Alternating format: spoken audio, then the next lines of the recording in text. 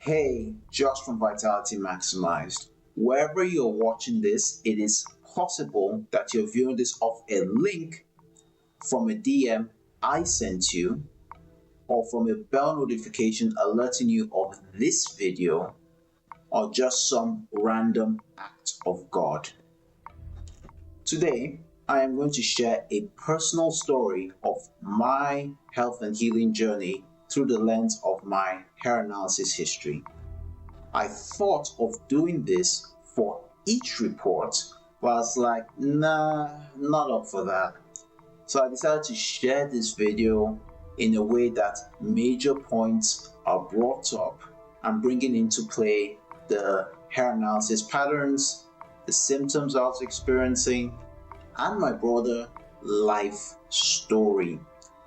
Before we begin, a kind reminder to like, subscribe, and smash that bell notification.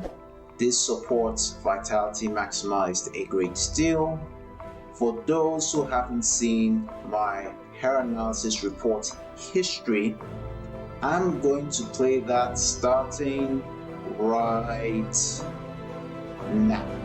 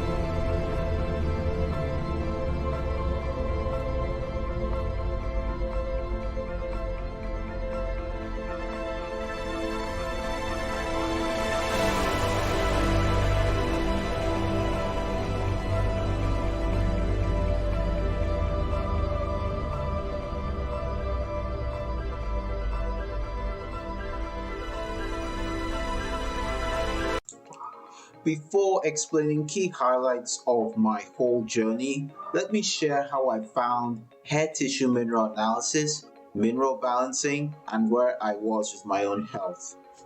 My initial interest into hair tissue mineral analysis and mineral balancing was born out of curiosity. It was 2016 and I was about 18 years old when I bumped into a Weston A. Price article from Chris Masterjohn responding to an article from Dr. Wilson about kombucha and other fermented foods producing aldehydes in the body and causes people to be a little bit drunk and tipsy. This was extremely triggering because I caught onto the fermented foods bandwagon, and little did I know that he opened a gateway to the world of minerals and how they interact with each other, the importance of toxic metals, and the critical importance of shifting the body chemistry to facilitate safe detoxification. This was unlike any other thing that I've come across in the holistic health world. Just because this journey came as a result of curiosity did not mean I did not have my own health challenges and shortcomings. My health challenges were few and far between, but some of them were really chronic in nature. I was suffering from acid reflux, low confidence, timidity, dry skin, tendency to overthink, tendency to be indecisive, a little plaque on my teeth, mild stretch marks on my hips, mild tingling sensation on my lower body, and of course, wrinkles in my forehead.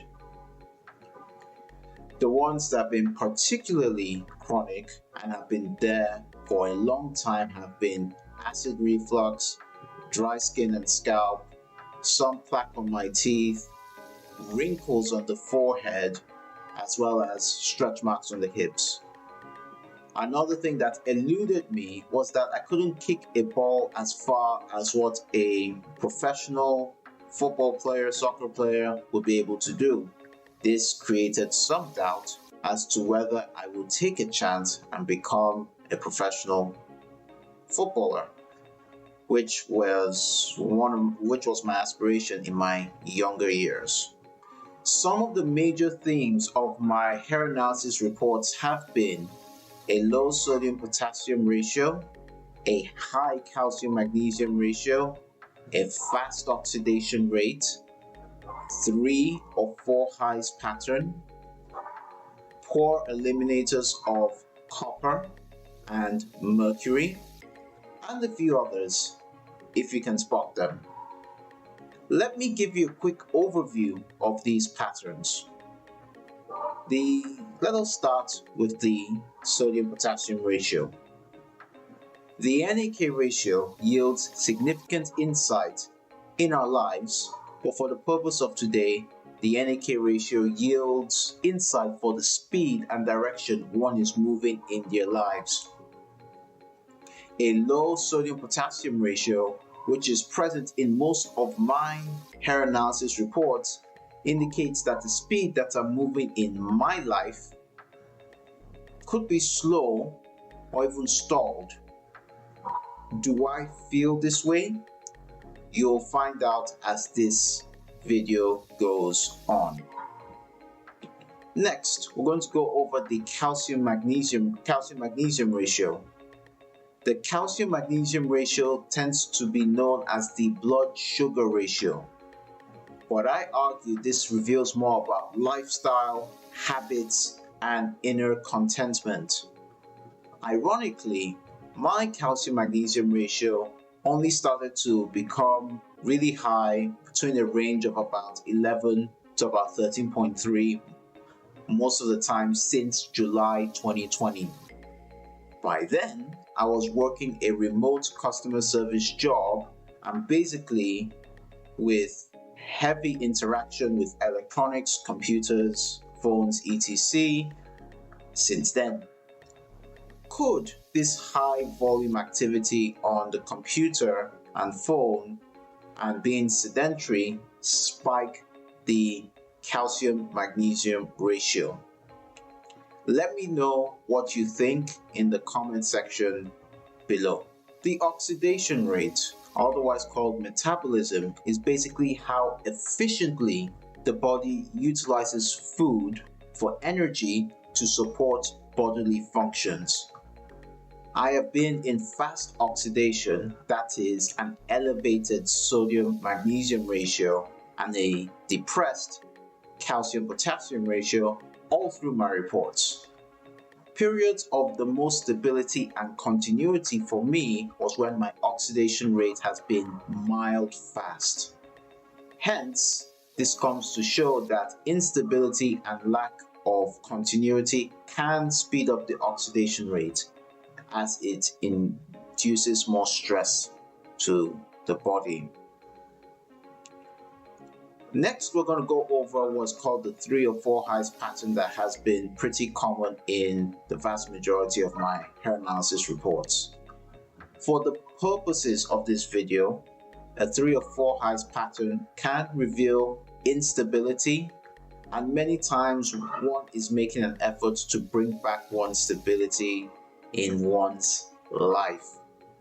This creates a second wind of energy, and that is not healthy energy at all, but rather pulling resources from your adrenal and thyroid reserves. Poor eliminators, which is the last I'm going to talk about, is the body's way of protecting oneself from any further damage of heavy metal toxicity, liver stress, kidney stress, or any multi-organ system stress. These heavy metals get stored in less sensitive areas of the body, whether it is the liver or the kidneys or the thymus, the pancreas, anywhere really. Mine were mostly copper and mercury. You could connect the dots now as to how being a poor eliminator of these two elements reflected in my symptoms.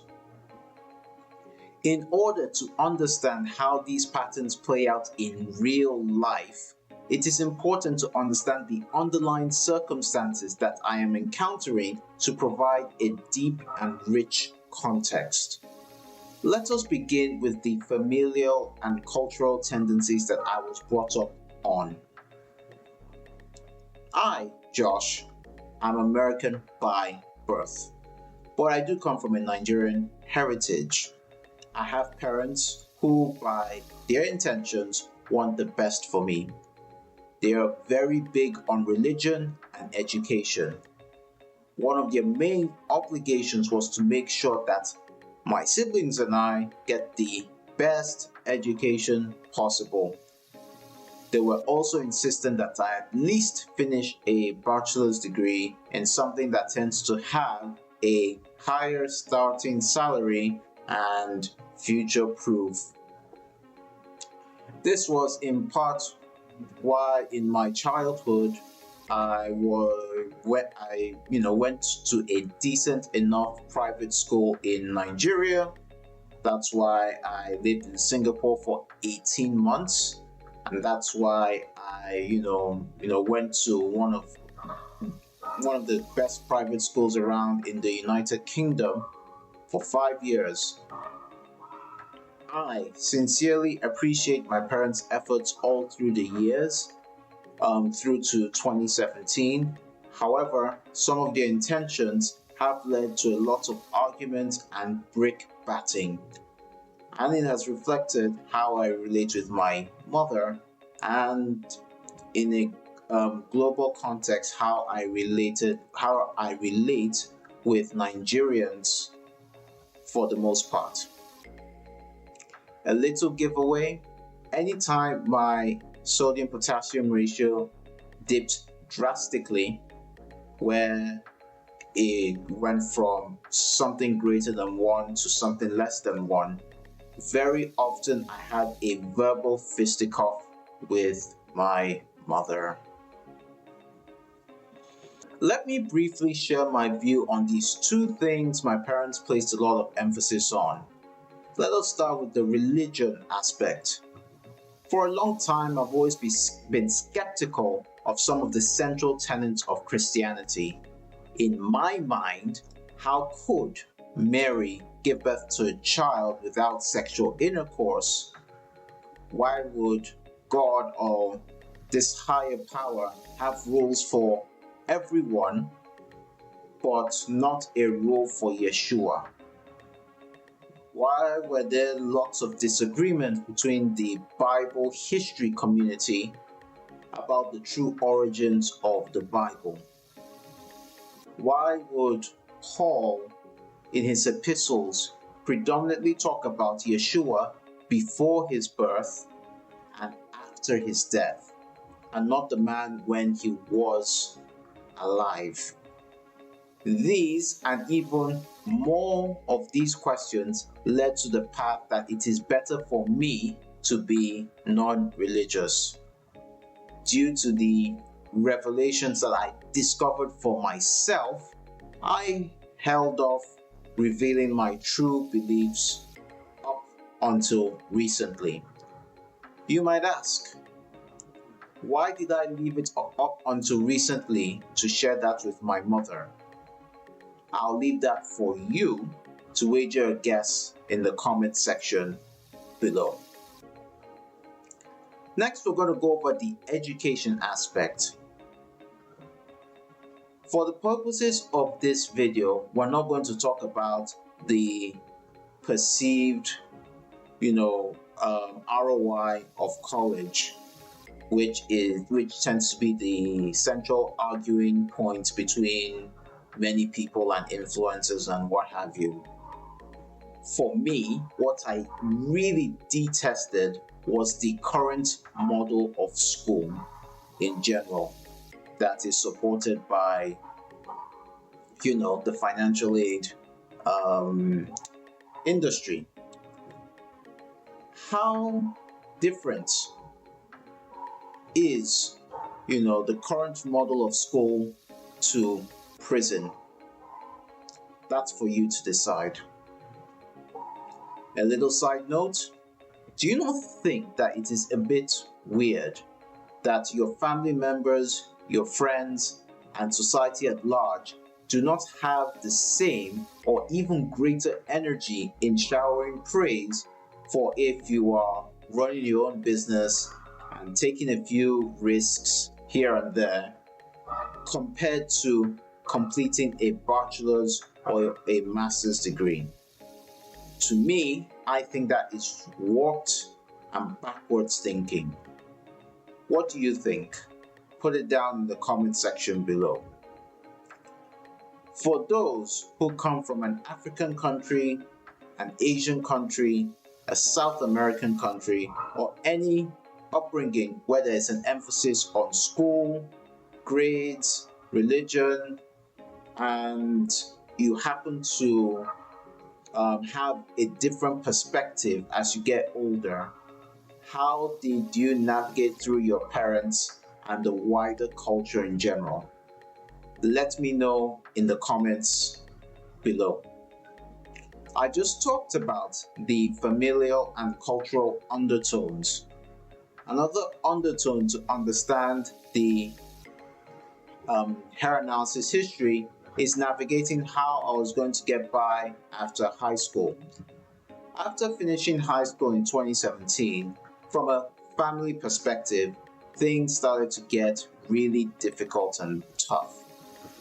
My father, who had Parkinson's for about 8 to 9 years before passed away a few months before I graduated from high school.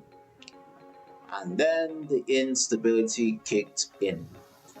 On top of it, my father's passing caused a lot of division between my mother and everyone else within her circle of friends and network.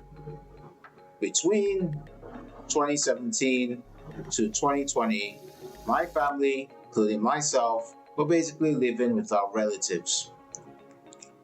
Based on my newfound awareness of holistic health and wellness, as well as fitness in my teens, forging this career path in a non-risky way was going to be difficult once I stepped out of high school.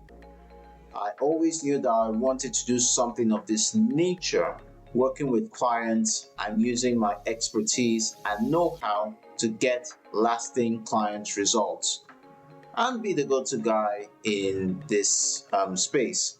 However, while I'm here living it, talking to you today, it was a matter of how am I going to get myself by? Do I go through college and acquiesce with the pressures of my cultural upbringing? Do I take out student loans? Do I take a day job? If I take a day job, what happens or what is most important to me in my day job? You now have to add this and then some of the turbulence post the passing of my dad. And you're going to learn now how this has manifested since then. I just talked about the undertone of getting by after finishing high school. There was also the lack of stability and continuity financially. Here's how that has been panning out over the years. After finishing high school, I spent a total of about 2 years in college, and during that time I encountered some really tricky debt situation, which was non-student debt related, and that forced me to not continue with the university system because they withheld my transcripts. As a result of that circumstance, I had to file a bankruptcy in 2020, and I worked a few customer facing jobs remotely and on site. However, within those customer facing jobs, I never really lasted long. I either get fired or I quit before I get fired. The reasons and the backstory are another thing altogether. Even if that doesn't happen, these customer facing roles do not pay very well, and I was merely getting by. Even if these jobs don't pay well or I don't get fired due to some metric, my mom, my sister, my brother were not over a consistent long term making enough money from their endeavors, so it's created a lot of financial pressure on me at certain times as well. So and this has manifested in times where whenever I work a job, about 70 to 80% of my income after taxes is used to pay bills. And then on top of it, if I am without a day job, it is now a whole other ball game landing a new opportunity that fits most of my boxes. And by this, I don't mean another remote call center like job, for instance. But yeah, there are a number of opinions and schools of thought that permeates the job searching and career coaching industry. But one thing's for certain is that job searching has become categorically harder right now. If you think so, drop a comment below to share what your experiences are. It is, though, not impossible to find a new job opportunity that covers what matters to you in a new job opportunity, but it does involve a new strategy and a new kind of effort for which you might find insane. So yeah, from a job search perspective, and the concept of a day job, I'm not quite getting ahead. Not being able to invest and build some sort of financial nest for myself, or I've not been able to invest in my health as readily as I would have liked. I've not been able to invest in a new vehicle to expand my options for a day job beyond remote jobs and jobs nearby with some public transport option, and just not been able to create enough experiences that I'd like to create other than the things that I do for my own mineral balancing program. Since my family and I moved from our relatives, there's always been some financial stress, but it has gotten extreme in the past 2 years. If you've noticed something when you are looking through my hair analysis reports, the more external stress, the more intensified the 4 highs pattern, the more intensified the oxidation rate, and the more intensified the low NAK ratio. The next section of this video about myself and my story is how I've personally fared with mineral balancing, as well as any highlights and learning points to distill from my experience. Learning point number 1, that it is always better to buy the correct supplements but taking them less often than buying the wrong supplements but taking them more often. I learned this the hard way in my first 2 hair analysis reports. Buying a decent calcium and magnesium chelate is not the same as taking, say, Pyramid. Buying a kidney glandular supplement is not the same as taking Remedies. Buying a multi-nutritional supplement from other brands is not the same as taking Megapan or Stress Pack. These were some of the mistakes that I made.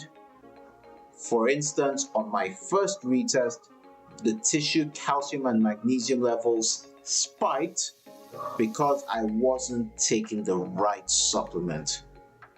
I could even feel that my body was not absorbing the calcium and magnesium in the supplements I was taking, and like it was forming deposits in areas of my body. So yeah, I am aware though that there's been some criticism of Endomet laboratories that they may not use the best mineral chelates, or they just have one too many fillers on their supplements. However, most of these supplement brands do not compare to Endomet Labs by way of formulation or even dosages, with the exception of Valence Nutraceuticals. Big up to them. So please drop your egos. Taking the right supplements is so important for your success.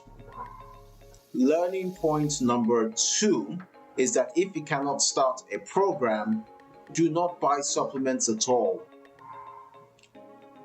Do not make educated guesses. Between mid-2017 and mid-2018, I was doing what you may call the free program because I was interested, I wanted to start, and I was in college and broke, like all college students. But yeah, so what I did, bought a few, Endomet supplements, kelp, TMG, kidney glandular, fish oil, vitamin D, zinc, some calcium, magnesium, a multi-nutrient formula to mimic Megapan, and other brands that I thought would match my main patterns, that I thought were a relatively elevated sodium-potassium ratio and a slow oxidation, just by assessing my symptoms. Boy, that was not the smartest thing I could have done. And it is, and still is, a humbling learning experience. When beginning my program, my oxidation rate was extremely fast, and my NK ratio was about 3.1. Right before starting my program, I was getting some really weird sensations, and extremely fast and irregular bowel transit. For a moment, I thought I was constipated, but it was just an extremely overactive colon that was making me feel the urge to poop, even though there was nothing to defecate. This and a few other weird sensations were the warning signs if I didn't start a program through the lens of a hair analysis report. I could have made myself much worse. This concludes the key learning points. Let me mention a very important highlight about my mineral balancing journey. We'll start with the breakthrough. My breakthrough health-wise was in 2022. Ironically, 2022 was filled with me making a lot of miscalculated and dumb decisions that still sting in different ways up till this present day. 2022 was weird. However, on the bright side, my acid reflux went away. This was huge. I did do some things differently. For starters, I felt that I needed a typical mineral balancing supplement called Paramin. So I added one extra Paramin to my, once at any given, an extra Paramin. So it was now 2 Paramins per meal on any given day. My rationale was that I thought I needed more parasympathetic support. I also changed my bulbs to plain incandescent light bulbs during that time. Prior to this, actually, the reason for this was that I thought my sleep was getting a little bit worse. And it was primarily because of the presence of my uncle. My uncle was around and I had to share my bedroom with him. And he's a bit of a night owl. He has to, sometimes make calls to his family. So it was noise. So it was just basically noise pollution, light pollution, and sleep-wise, it wasn't fun, quite frankly. So I just thought to improve my light environment. Another thing that I did was that I adopted an extremely aggressive style on the single near infrared lamp that I have with me over the years. I was able to snatch that from my mom at the beginning of 2022, and that in and of itself is another story. I tried a bit of hydrogen peroxide therapies based on, Dr. Wilson's website. But most important of all, I made some huge mindset and lifestyle shifts that, that elevated my healing. The biggest lifestyle shift that I made was that I stopped following up on my favorite and trustworthy alternative media hotspots. It stopped being something that I would engage for about 30 to 60 minutes of my time almost every day, to something that I look at very infrequently. I stopped consuming that information for the sake of it, and also with the fact that I kind of have a bearing of, the whole sick game that is being played with, countries and their governments. So, and in addition to that, I think that the news can be extremely negative and depressing, even in the alternative media sources that I trust. So I kind of had to buffer myself from too much negativity, and that was why I stopped. The biggest mindset shift was that I had a huge bias to action. I stopped being on the fence. I stopped being afraid to make mistakes, and I've stopped being in a place of indecision. I created a habit now where I act decisively and not let the limbo last long. It was then that I said to myself that I would much rather make a bad decision within reason than to make no decision or take too long to make a decision. Anyone who is having acid reflux or GERD, indecision harms the third chakra. The third chakra has around it the liver, the stomach, and the solar plexus. The third chakra is known for one's power, control over self and others, beliefs, judgments, and manipulation of one's environment, as well as digestion. Indecision makes it easy for circumstances to control you. In turn, indecision dysregulates the autonomic nervous system, for which it irritates the esophageal sphincter, which is a smooth muscle. The smooth muscle is regulated by the autonomic nervous system. This is something that your doctor may rarely ever tell you, and you will look to GERD as solely a digestive issue, and with the useless wars over whether there's too much stomach acid or too little stomach acid. Time to think outside the box. From 2022 onwards, some of my other symptoms, such as dry skin and scalp, tingling sensation in my lower body, and timidity, apprehensiveness, indecisiveness, and the tendency to overthink, and the plaque on my teeth were slowly improving. Because I have had plaque on my teeth, or had dry skin and dry scalp issues, and mild stretch marks on my hips, as well as the wrinkles, since I was a child, these issues typically take longer to resolve.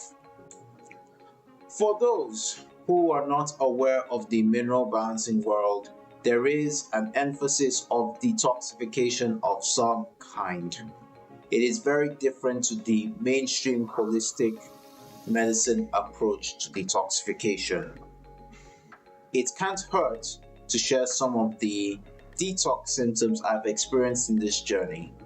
They include testicular pain, inconsistent hair growth, changes in my bowels, nightmares, occasional acne, occasional increased urination, fatigue attacks, a weird headache that spanned for a few hours, and tingling in my extremities, and occasional joint discomfort. What did I do when these came about? I just let them run its course. Didn't intervene in any way. Everyone manifests their journeys differently. But given that prior to mineral balancing, I had already given myself a base of above average health at a young age, I never really freak out with these sorts of things, and rarely will my life come upside down for a brief period because of, detox. If you are interested in embarking on your own journey, you cannot escape from the possibility that your experience may not be as smooth sailing. Those moments may be necessary for deep and permanent healing. If you are not up for that, my program is not for you to help you heal. This concludes a slightly more expanded insight into my own journey from mid-2017 up until now. So there it is. Now you know a bit more about me, my hair analysis journey, and the rich perspectives that bring light to the patterns that are mostly consistent with all my hair analysis reports. Let me know what you think. Drop them in the comment section below. If you found this video of any useful value, please support Vitality Maximized by liking this video, subscribing, and smashing that bell notification on YouTube as well as on Odyssey. This helps us a great deal. I conclude by saying that this is my last video for 2024. So, have a healthy holiday season with your family and friends, and see you in 2025. All right, signing off.